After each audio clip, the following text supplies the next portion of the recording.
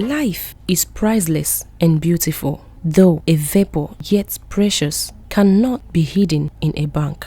No amount of security can safeguard it, yet effortlessly we strive to save it. Madam Princess Selina Tinola Eshuola Ni Obasa, a mother, sister, friend, community leader, and a loving wife. Madam Tinola Eregem, a woman like a man, tough, strong, passionate, and a lover of God. Madam Tinola was born in Ile-Ife, Osun State on 12th of December 1931 into the family of late Pa Ojo Obasa and late Madam Awoyeju Obasa. She was the firstborn of 5 children. At a very young age, Madam Selina Obasa moved from Osun State to Lagos State, where she began her educational career. She met Pa Ezekiel Oyetunji Obasa in 1955, and in him she found peace, friendship, and love. They later got married in 1956 in Lagos, and the union is blessed with 8 children. In 1983, Princess Selina Tinola Obasa moved to Oyo State with her husband, late Pa Ezekiel Oyetunji Obasa, when he was coronated as the Baale of Isheke in Oyo State. Madam Selina Tinola Obasa, until her death, was a devoted, loving, and caring mother who cares for all her children and family members. She is survived by 8 children and many lovely grandchildren. Wakekeeping took place at her residence in Oyo State on the 4th of February 2021, while funeral service was at St. James Anglican Centenary Church, Owode, Oyo. Mama was led to rest in the presence of family and friends. Mama, you will always be in our hearts. We love you, but God loves you better. Till we meet to part no more. Stay in the presence of the Father. Madam Selina Tinola Obasa.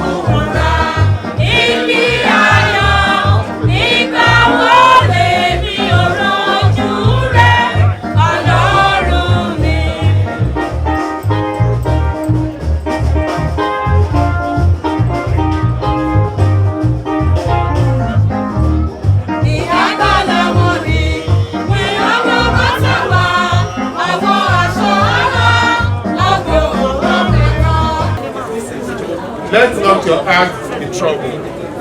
Yea, believe in God. Believe also in me. In my Father's house are many mansions. If it were not so, I would have not told you. I go to prepare a place for you. And if I go and prepare a place for you, I will come again and receive you into myself. That where I am, there ye may be also. And with I go ye know, and the way ye know.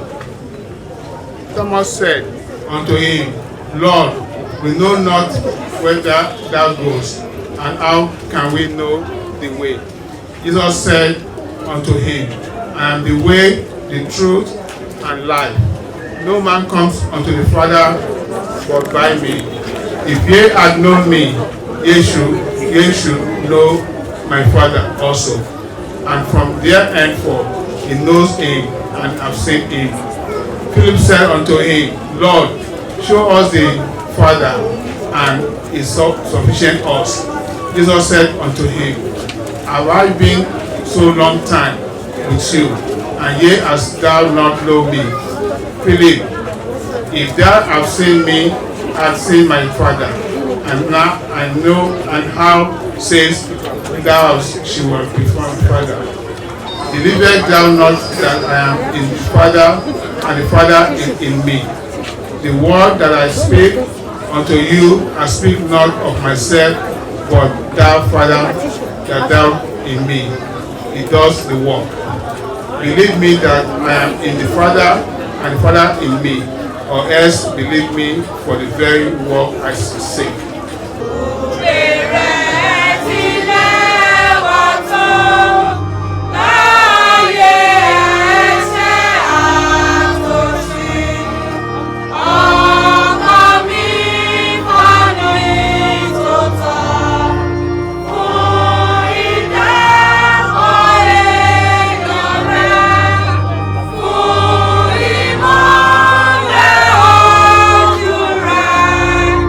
Oh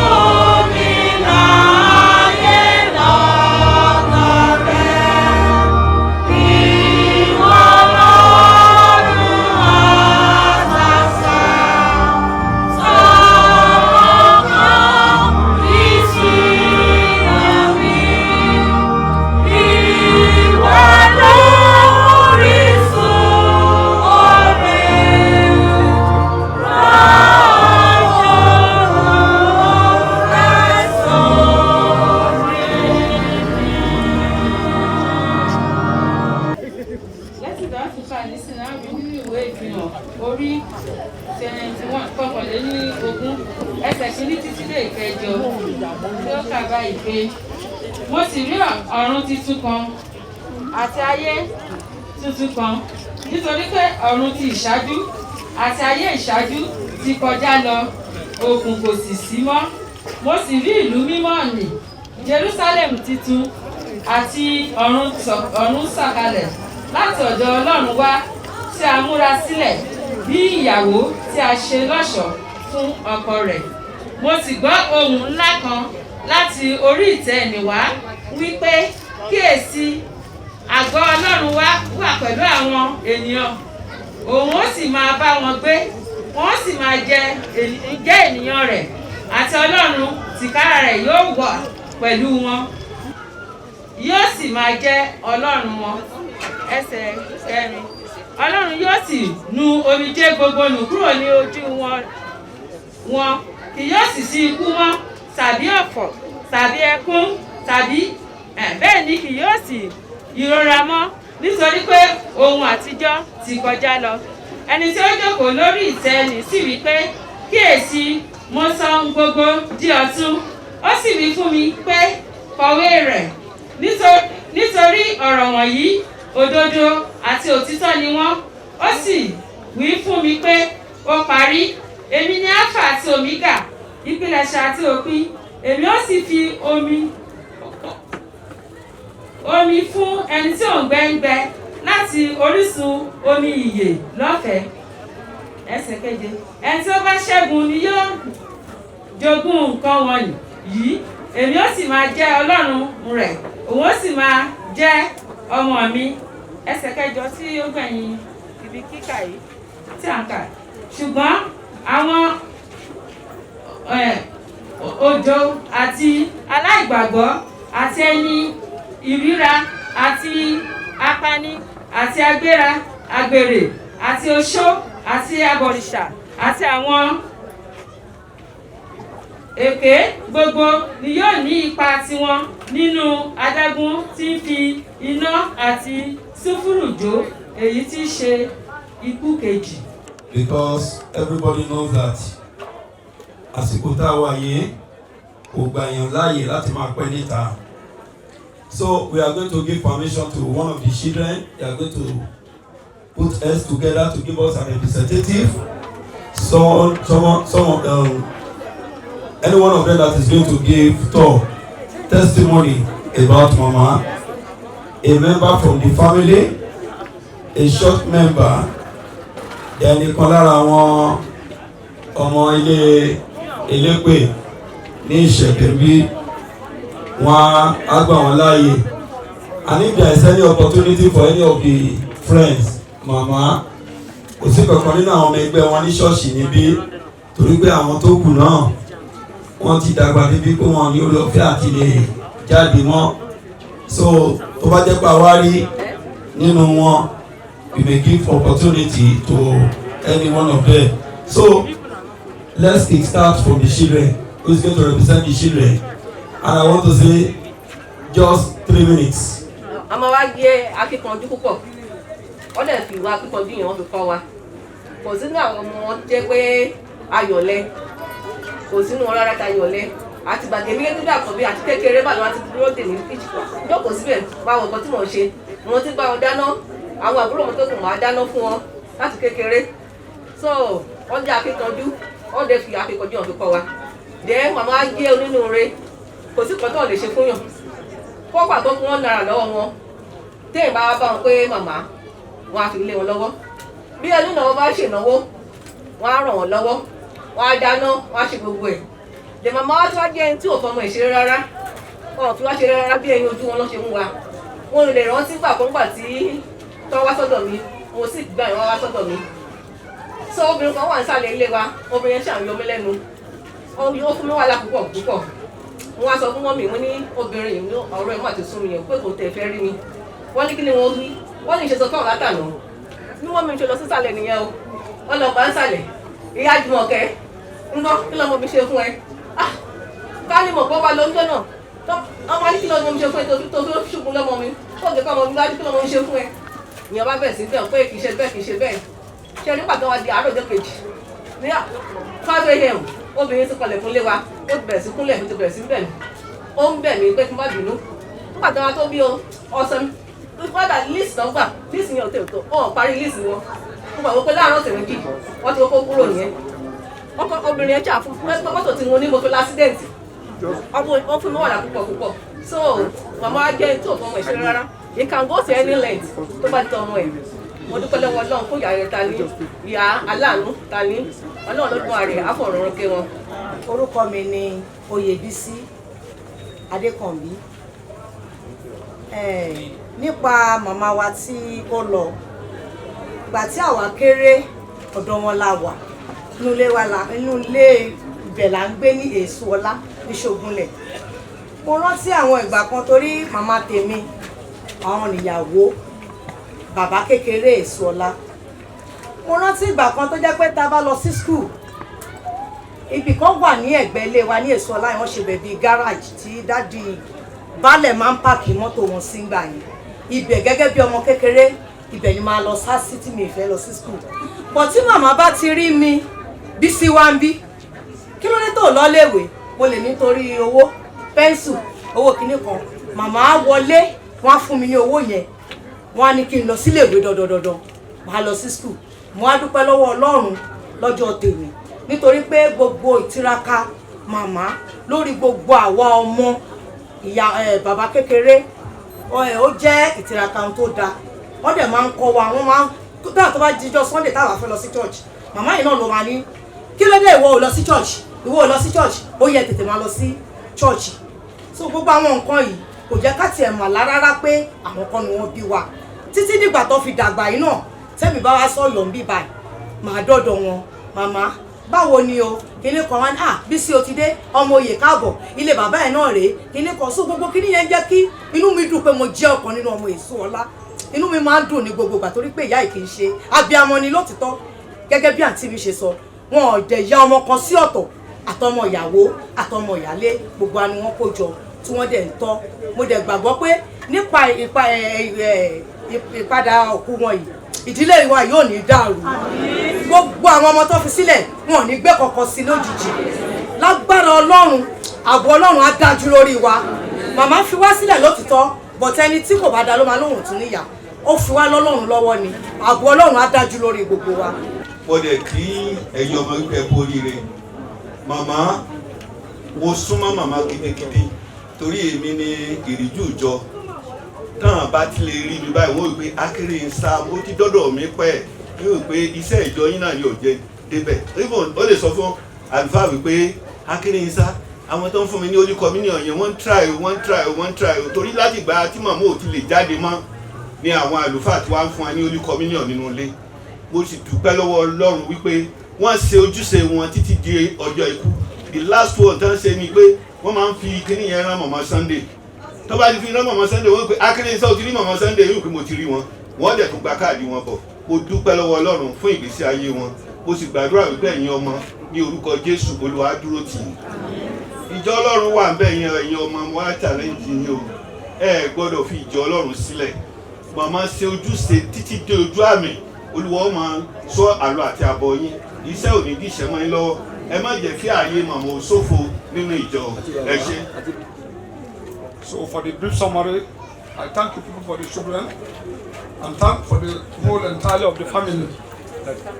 So it's a great loss. Somebody must come and somebody must die. We are 7 tenants that Mama kept in Chobule.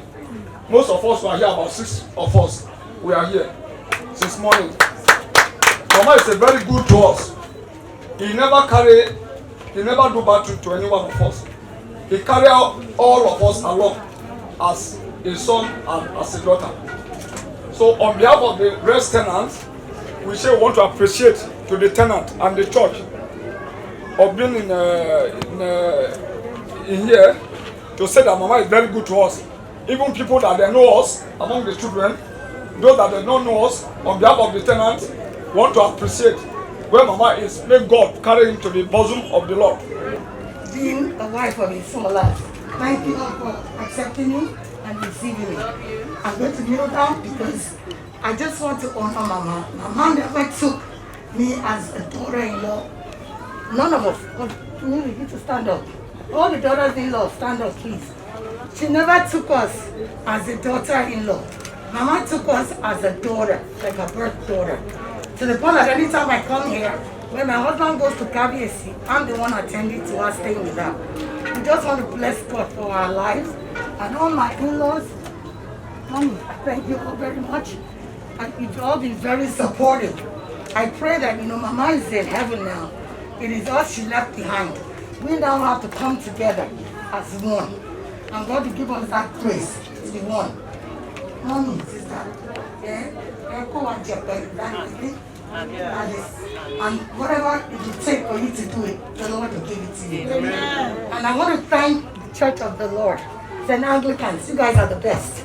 Please give them a round of applause. You guys are very, very beautiful. You really took care of Mama. And every time I talk to Venerable Ademuni, I just feel comfortable. Because when I send him on an errand, he delivers beyond my imagination. I just want to give God the glory. But I want to thank my husband. Thank you for being a great husband. Mama wa tí ó rọ sí ilé, a dúpẹ́ lọ́dọ̀ Ọlọ́run. Wọ́n jẹ́ ọmọ rere nígbà tí bàbá wọn sọ lábẹ́. Gbogbo ìdílé Elépè márààrún tí wọ́n bá rí wa, wọ́n máa ń ṣe àpọ́nlé gẹ́gẹ́ bí ẹni tí ó jẹ́ wípé àbí ọmọ. Èmi náà tí mo dúró yìí, ọmọ Elépè tí ò gé horo. Elépè horo á lọ tí ò jẹ́ ìkùlù. Tí ó sì jẹ́ kékùlù ó gbé jù. Àwa tá a so ìlẹ̀kẹ̀ mọ́ ìhuru lọ́rùn. Wọ́n ìhuru gbọ́ sọ́wọ́ gbẹ́. Ó dùn mọ́ mi pé Ọlọ́run fún mi lórí ọ̀fẹ́ yìí. Èmi àti ìyàwó mi pé ká lè wá dágbére fún màmá. Ẹ̀ẹ̀kan péré lèmi màmá la pàdé ara wa. Ṣùgbọ́n ìpàdé ẹ̀ẹ̀kan yẹn kò lè kúrò lọ́kàn mi láéláé. Lórí àwọn nǹkan méjì tó ti bẹ̀ jáde. Nígbà tí àǹtí wa tí wọ́n kọ́kọ́ sọ̀rọ̀, tí wọ́n dìde sọ̀rọ̀, wọ́n ní abiyamọ látòde ọ̀run nìyá àwọn. Wọn ò parọ́ o.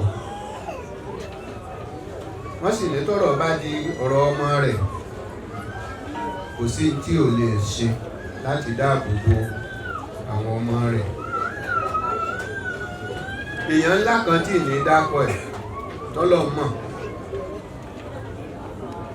ló gbé ogun ńlá kan dìde sí Bọ̀dé pòfẹ́sọ̀, ọmọ ìyá yìí tí ń gbé ẹ̀yìn òjò.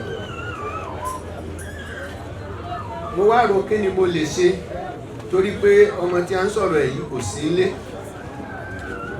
Ibi tí wọ́n ń dákọ̀ ọmọ yìí, ó nílò kéèyàn ó fojú rí bẹ́ẹ̀ kó tó lè dìde sọ̀rọ̀ yìí. Màmá sì rèé ó wà ní ilé ọmọ mi rí.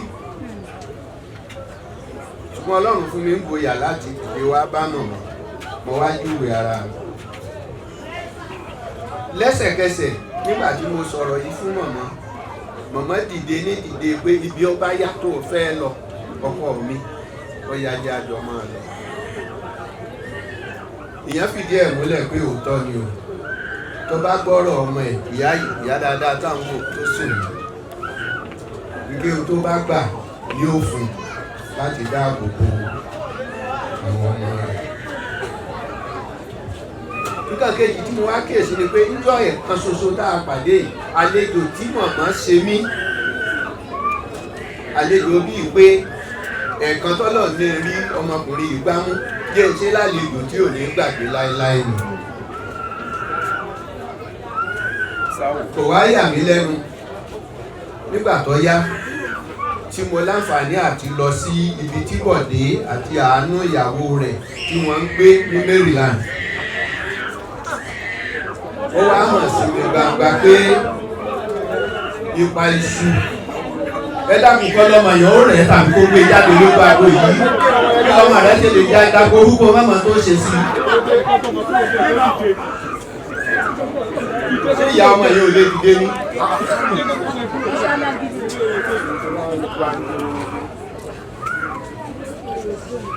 tí mo wá dé ibi tí wọ́n ń gbé mo wá rí wípé òótọ́ ni tí Yorùbá ń sọ pé ẹ̀kọ́ tí ewúrẹ́ kọ́mọ ẹ̀ lọ́mọ ewúrẹ́ ṣe ń dún imẹ́mẹ́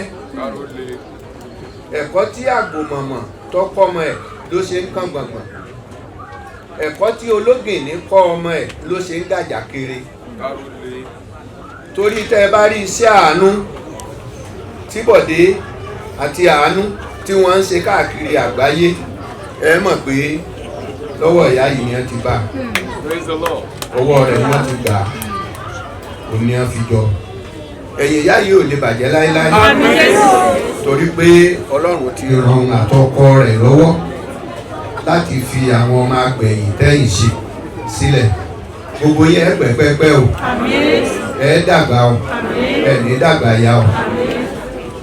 orúkọ tèmi ni Yèyé Aṣíwájú Bọ́lájí Dàda ọmọ Pa Julius Agboola Adifoshe tó jẹ́ àbúrò sí màmá lọ́dún lóògbé lónìí.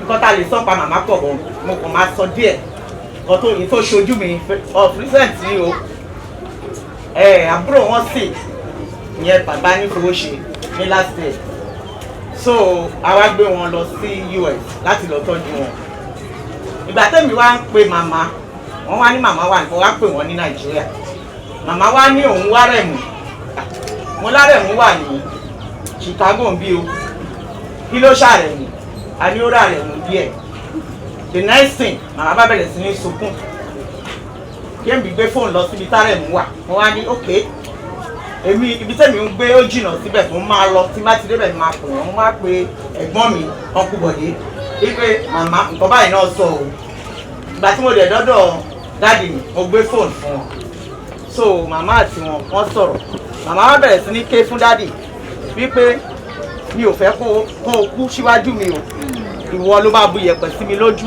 kàkà kí ìwọ lọ èmi ni máa lọ so ìjọ yẹn màá ṣàǹké dáàdì náà bá bẹ̀rẹ̀ pé èsì nǹkan kan tó ṣe mí pé ara mi ti yá so ìgbà tí wọ́n tún pe Uncle Bọ̀dé náà bí màmá ṣe tún bẹ̀rẹ̀ sí ní pé lọ́dọ̀ wọn nìyẹn báwọn ti bá Rẹ̀mú sọ̀rọ̀ so ọkọ tí mo kàn fẹ́ sọ ni pé títí tí màmá fi kú tó fi dàgbà yìí tó fi lọ orúkọ wa wọn ò pè mí ní Ṣèyí rí àbí kán pe Oyinadé Lóyinadé wọ́n máa ní Àpèkẹ́ orúkọ gbogbo wa náà mọ̀ Àbíkẹ́ Àpèkẹ́ kíní kan Àbẹ̀ní gbogbo ẹ̀ náà mọ̀ so màmá dáadáa ni màmá wa a dẹ̀ dúpẹ́ gbogbo wa ló yẹ ká wà ń bí ṣùgbọ́n due to coronavirus kò fún wa láyè láti jáde ìtorí ẹ̀nà ṣe gbé mi dìde bàbá ní Fowóṣe náà wọ́n gbé mi dìde so kí Ọlọ́run bá wa tẹ́ màmá wa sí afẹ́fẹ́ rere gbogbo àwọn ẹ̀gbọ́n mi àtàwọn àbúrò tó wà bí kọ́ Ọlọ́run Elédùmarè tó bá mi wà pẹ̀lú wọn.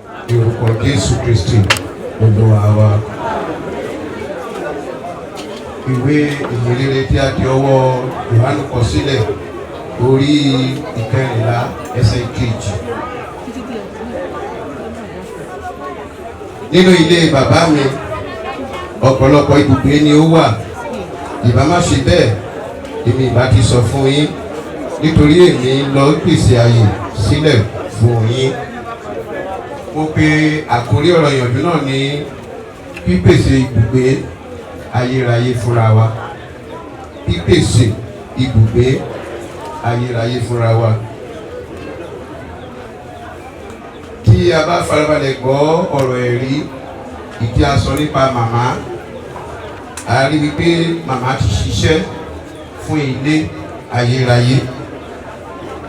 Tá a bá ń sọ̀rọ̀ nípa ibùgbé, ibùgbé jẹ́ ibi tí ènìyàn fi orí rẹ̀ pamọ́ sí tí mo pèsè ẹlẹ́dàá rẹ̀ ibi ìpamọ́ ibi ààbò tàbí ohunkóhun tí a bá fi pamọ́ síbi kan ibi tí a fi pamọ́ sí yẹn ibẹ̀ ni ibùgbé nǹkan náà ó lè jẹ́ ẹranko tàbí ohun ìní kò sí ohun tó wà láyé tí kò ní ibùgbé.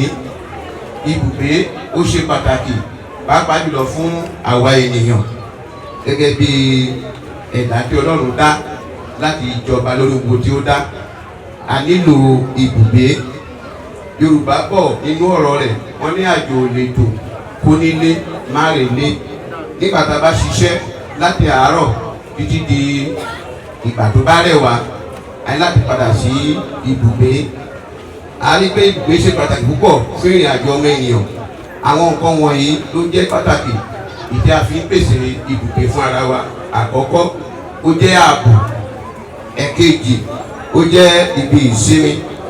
Ìkẹta, ó jẹ́ ibi ayọ̀. Ìkẹrin, ó jẹ́ ibi ìbàlẹ̀ ọkàn. Ìkarùn-ún, ó jẹ́ ibi àlàáfíà. Ìkẹfà, ó jẹ́ ìtura torí àkókò àti bẹ́ẹ̀ bẹ́ẹ̀ lọ. Àwọn nǹkan wọ̀nyí ó ní ibi tí èèyàn ń gbé máa ń fúnni. Níbi tí téèyàn bá ń gbé nìkan tó bá rí ìnira níbẹ̀, a rí pé báwo ló bá jẹ́ tenant kò ní pẹ́ kó kúrò níbẹ̀. Nípa ti ẹ̀rí tí wọ́n jẹ́ fún alẹ́ kan, nígbà tí ọmọ màmá ń sọ̀rọ̀ fún màmá ojú ẹ̀ ńlá kọjá, ẹ̀rí pé ara màmá ò gbà á. Nígbà tí màmá lọ bá ẹni yẹn, kí ló ṣẹlẹ̀ sí ẹ̀rí pé ẹni ẹgbẹ́ ìgbẹ́yìn ó kúrò ní ibi tó ń gbé yẹn. So ibùgbé ó gbọ́dọ̀ jẹ́ ibi àlàáfíà, ó gbọ́dọ̀ jẹ́ ibi ayọ̀, ó gbọ́dọ̀ jẹ́ ibi ìtura, ó gbọ́dọ̀ jẹ́ ibi ìsinmi, ó gbọ́dọ̀ jẹ́ ibi téèyàn máa ní ìbàlẹ̀ ọkàn. So bákan náà a rí wípé ibùgbé ó jẹ́ ohun tí èèyàn kò lè ṣe kó má ní. Nínú àwọn nǹkan mẹ́ta tó ṣe pàtàkì fún ọmọ ènìyàn, àkọ́kọ́ oúnjẹ, ìkejì ìta máa fi bóra, ìkẹta ní ibi ààbò tí a mọ̀ táwọn ìbò mọ̀ sí ṣẹ́tà. So àwọn nǹkan wọ̀nyí ó ní pàtàkì gbogbo rẹ lọ. Ààbò yẹn, ibùgbé yẹn òun ló ṣe pàtàkì jù, òun ló jẹ́ kókó jù. So ibùgbé ti ayé yìí ó jẹ́ pàtàkì fún wa láyé. Bákan náà mo lè sọ wípé ibùgbé ni ohun kan ṣoṣo tó jẹ́ pé àwọn aláyé yìí tá a tún wá lọ́run. Àwọn ohun tó kù láyé yìí ló mọ. Ibùgbé lèèyàn lè ní láyé yìí tó tún lè ní lọ́run. Téèyàn bá ní ibùgbé láyé yìí tí ò bá ní lọ́run ó pàdánù. So ibùgbé ó ṣe pàtàkì. So nítorí ìdí èyí a gbọ́dọ̀ gbìyànjú láti jẹ́ ká ní ibùgbé. Tá bá ti wò ó nípa ìrìn àjò láti ní ibùgbé, ó jẹ́ nǹkan tí èèyàn fún ara rẹ̀ ń fi ọwọ́ ara rẹ̀ ń fà. À ń ṣe fúnyàn, ṣùgbọ́n èèyàn ò lè dá a ṣe. Èèyàn nílò ìrànlọ́wọ́. Téèyàn bá sọ pé òun fẹ́ kọ́lé, kò lè dá ilé kọ́. Ó nílò àwọn tó máa pè mọ́ra, yálà kó fún wọn lówó tàbí kó bẹ̀ wọ́n lọ́wọ́ ẹ̀ láti bá a kọ́ ilé yẹn. Bákan náà ni ibùgbé ti ọ̀run. Àwa la máa ṣètò rẹ̀ bá ti máa débẹ̀, ṣùgbọ́n a ò lè dá pèsè ibùgbé yẹn fún ara wa. A nílò olùrànlọ́wọ́ tí yóò ràn wá lọ́wọ́ láti ní ibùgbé ní ọ̀run. Níbi tí a kà fún ìwé Jòhánù orí 14 yẹn, Jésù sọ fún wọn níbẹ̀ yìí pé òun lọ láti lọ pèsè ibùgbé síbẹ̀ fún wọn, ṣùgbọ́n ó wá gbé iṣẹ́ lé wa lọ́wọ́ ká ba lè ní ìpín nínú ibùgbé yẹn. Tábà tí wàá wo tó ń pè ní ibùgbé oríṣiríṣi, ìkan rẹwà, ìkan dára, ìkan tura, ìkan jẹ́ ahoro àti bẹ́ẹ̀ bẹ́ẹ̀ lọ. So ibùgbé oríṣiríṣi ló pọ̀. Bákan náà bó ṣe wà láyé yìí ló wà lọ́run, torí pé ohun tá a máa jẹ́ lọ́run ayé láti máa ṣe kí ni o, láti máa ṣètò rẹ̀.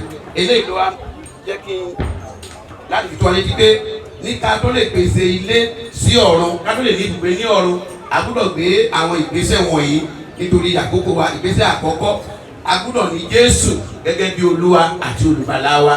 Tá a bá mọ̀ pé ilé ayé yìí àlejò la jẹ́, pé ibùgbé wa kò sí láyé yìí, ibùgbé tó dára jùlọ, tó ní ìsinmi, tó ní ayọ̀ ayérayé, tó ní ìbàlẹ̀ ọkàn, ọ̀run ló wà. Gẹ́gẹ́ bí a sọ fún wa ní ìwé Kọ́ríńtì kejì orí 5 ẹsẹ̀ ìkíní yẹn, ẹni bá sọ fún wa ní àgọ́ ara tá a gbé wọ̀ yìí á di wíwó níjọ́ kan, a ó wá gbé àgọ́ ara àìkú wọ̀. Eléyìí ni ibùgbé ayérayé. So a ní láti ṣiṣẹ́ fún, láti lè ṣiṣẹ́ fún, a gbọ́dọ̀ ní Jésù gẹ́gẹ́ bí Olúwa àti olùgbàlà wa. Ìgbésẹ̀ àkọ́kọ́ nìyẹn. Ìgbésẹ̀ kejì, kí a máa pa ọ̀rọ̀ rẹ̀ mọ́ tàbí kí a tẹ̀lé àṣẹ rẹ̀. Àti tó bá pa fún wa tó ní ká ṣe kéde ká ṣe, a gbọ́dọ̀ tẹ̀lé àṣẹ rẹ̀. Ìkẹta, ìwà àti ìṣe wa pẹ̀lú ọ̀rọ̀ ẹnu wa ó gbọ́dọ̀ bá ti Jésù Kristi mu. Nínú ìwé orin wa, orin ìkejì ní ìwé orin mímọ́, ẹsẹ̀ ìkejì àti kẹta àbí ẹsẹ̀ kẹta, ó ní kí ọ̀rọ̀ wa àti ìṣe wa wípé tìrẹ làwa ń ṣe. Káyí ọ̀rọ̀ wa kó lè wípé ti Jésù ni wá, káyé kí wọ́n rí wa pé ọmọ Ọlọ́run ni wá. Ẹ jẹ́ ká wo àwọn ẹ̀rí tí wọ́n jẹ́ nípa màmá, nípa iṣẹ́ rere. Àwọn àna jẹ́rìí, àwọn ọmọ jẹ́rìí, àwọn ọba kan jẹ́rìí. Bẹ́ẹ̀ ni kì í ṣe pé bóyá ó jẹ́ ìyàwó nìkan, ṣùgbọ́n àwọn kà gẹ́gẹ́ bí ìyá fún àwọn. ẹ̀rí iṣẹ́ téèyàn bá ṣe láyé yìí ló lè mú kéèyàn dé ìjọba ọ̀run, ló lè mú kéèyàn ní ibùgbé ní ìjọba ọ̀run. Eléyìí wá mi rántí níbi ó ṣe ọdún kan sẹ́yìn báyìí, ìránṣẹ́ kan ló fòjọ́ ìlú kú, ọ̀dọ́mọdé ni, ó níyàwó ó sì ní àwọn ọmọ. Ọlọ́run wá fi ìran kan hàn ìyàwó tó bí, ìyàwó tó níyì, iye pé wá ó gbádùn ètò ìgbéyàwó wọn dáadáa, ọ̀pọ̀lọpọ̀ ìjà, ọ̀pọ̀lọpọ̀ wàhálà aṣọ, ṣùgbọ́n ìyàwó yìí ní ìfẹ́ ọkọ ẹ̀, wọ́n ní ìfẹ́ ara wọn, ṣùgbọ́n pẹ̀lú ìjà, ìfẹ́ pẹ̀lú ìjà ni. tó nígbà tí ọkùnrin yìí wá kú, gbogbo ìgbà ni obìnrin máa ń rí ọkọ rẹ̀, ó máa ń bẹ́ni pé kéèyàn ń fàyàn pé ìwọ máa bọ̀, ṣùgbọ́n obìnrin wá rí ìran kan tó lágbára. Kí ni ìran tó rí nípa ibùgbé ibi tí ọkọ rẹ̀ wà? So ó rí pé òun àtàwọn ọmọ tó kù wọ́n wá nìkan sùn sí, ìtọ́jú wọn kékeré ó sùn sí àyà rẹ̀, ṣùgbọ́n ọkọ rẹ̀ kò rí ibi dé sí, kò rí ilé tó sùn, ilé àkọ́kù ni. So ó wá ń ké, wọ́n ń dùn bó ṣe lajú nílẹ̀ nìyẹn. So ó wá sáré bá mi torí pọ̀ ọmọ ìjọ mi ni, pàtó wá dé lọ ní mo ní à bàbá yìí ti lọ o, kò sí ìdókàn yín mọ́, eléyìí jẹ́ ẹ̀kọ́ fún ẹni, ṣùgbọ́n ìwọ ni kó ronú nígbà tí wọ́n máa fi ayé yìí sílẹ̀ kó lè ṣe kí ni o, kó lè rí ibi dé sí. Ó fi hàn yín pé ọkùnrin tó kù yẹn kò rí ibi dé sí. Tọ́lá ní káwọ́ lóòótọ́ ọmọ ìjọ ni, ṣùgbọ́n kò fà kan wá sí ṣọ́ọ̀ṣì rí, kò wọ́n lè dá nǹkan kó wọ́n ti wọ́n jọ̀bọ̀ tí ṣọ́ọ̀ṣì wa tí atẹ́gùn sí ilé ìjọsìn wa mú lọ bá oní bàbá yẹn gbàdúrà fún wa kí kúrò níwájú òun. Bẹ́ẹ̀ orúkọ rẹ̀ wà náà táǹgbà náà lọ́sọ̀ọ̀sẹ̀ lóṣooṣù gẹ́gẹ́ bí ẹbí, gẹ́gẹ́ bí ìdílé, ṣùgbọ́n ó kọ̀ láti ṣe ìfẹ́ Ọlọ́run. Ọlọ́run wá sí ìyàwó ẹ̀ lójú ẹ̀mí láti rí ibi tí ọkọ rẹ̀ gbé. Ó wá tójú ẹ̀ pé ó ní bàbá, mo nífẹ̀ẹ́ ọkọ, ibi tó ń gbé yóò tẹ́ mi lọ́rùn. Mo á sọ fún ìránṣẹ́bìnrin, o ní ààyè àṣàtúnṣe mọ́ o, tiẹ̀ ti kọjá, o ti gbé yẹn, ìwọ ni kò gbìyànjú kó o bá lè ní ibùgbé. So obìnrin yẹn ó tó wá tẹ̀lé mọ́ iṣẹ́ ìṣirò láti gbà yẹn lọ. Bí wọ́n bá bẹ̀ ni wípé ìtẹ̀yàn bá ṣe láyé yìí ló máa sọ ibi tó ń lọ nígbà tó bá parí ìrìn àjò ayé yìí. A lè dá ṣiṣẹ́ ti ọ̀run, ṣùgbọ́n nípa ìwà àti ìṣe wa, nípa akitiyan wa, nípa ìgbìyànjú wa, nípa ìlàkàkà wa, pé a fi ayé wa fún Jésù, òun ló máa ràn wá lọ́wọ́ láti tún ilé wa ṣe. Ó sì lè ká mọ̀ pé ohunkóhun tí a bá ń ṣe nípa iṣẹ́ ìsìn lórí nílé gẹ́gẹ́ bí àlàyé ọkàn, à ń kọ sílẹ̀ fún wa, a fi ń kọ́ ilé fún wa lọ́rùn ni. Gbogbo wa la máa débẹ̀ sí ni, gbogbo àdúrà àti ní olùfẹ́ àti débẹ̀, orí ọ̀fẹ́ náà kò ní bọ́ lọ́wọ́ ẹnì kọ̀ọ̀kan wa. So mo wá fẹ́ tó wá yí wa wípé ọ̀rọ̀ ìjọba ọ̀run, ọ̀rọ̀ ibùgbé ọ̀run kì í ṣe ọ̀rọ̀ ẹ̀sìn rárá, kì í ṣe ọ̀rọ̀ ẹ̀sìn. Jésù Kristi wá sáyé kì í ṣe nítorí ọ̀rọ̀ ẹ̀sìn, nítorí ìgbàlà ọkàn ọmọ ènìyàn ni. A ti ṣubú ní ọgbà Édẹ́nì, gbogbo ènìyàn ló ti ṣẹ̀, ló ti polongo Ọlọ́run, àti mùsùlùmí, àti onígbàgbọ́, àti kèfèrí, gbogbo wa ni Jésù jẹ́ tirẹ̀. Ẹnikẹ́ni tó bá gbà á gbọ́, tó tẹ̀lé àṣẹ, tó pa òfin rẹ̀ mọ́, òun ni yóò pèsè àyè sílẹ̀ fún nígbà tó bá fi ayé yìí sílẹ̀ kó lè délé sinmi. Ìbéèrè ni wípé ṣé à ń pèsè àyè sílẹ̀ fún ilé wa ọ̀run tí a ti fàyè wa fún Jésù? Káwọn ti wípé ó ní iye àwọn tí ó gba àwọn gbọ́, àwọn ni wọ́n fún ní agbára láti kí ni o, láti di ọmọ Ọlọ́run. Kì í ṣọ̀rọ̀ ẹ̀sìn, ìbájẹ́ mùsùlùmí, ìbájẹ́ onígbàgbọ́, ìbájẹ́ abọ̀rìṣà, tó o bá gba Jésù gbọ́ nínú ayé gẹ́gẹ́ olùgbòlò àti olùgbàlà rẹ, ó ṣètò láti ràn ọ́ lọ́wọ́ láti ní ibùgbé ní ìjọba ọ̀run. Bí a tẹ̀lé bá fún àdúrà, Olúwa jẹ́ kí ọ̀rọ̀ rẹ tó ní ìtumọ̀ nínú ayé wa, ká má bàa ṣègbè ní ìkẹyìn ọjọ́, ká lè bá ọjọ́ bá, ní orúkọ Jésù Kristi Olúwa wa. Olúwa wa àti ìfẹ́ ti Ọlọ́run àti ìdàpọ̀ ti ẹ̀mí mímọ́ kó wà pẹ̀lú yín, kó kárí àwọn ẹni yín ní ìsinyìí àti sí títí láéláé.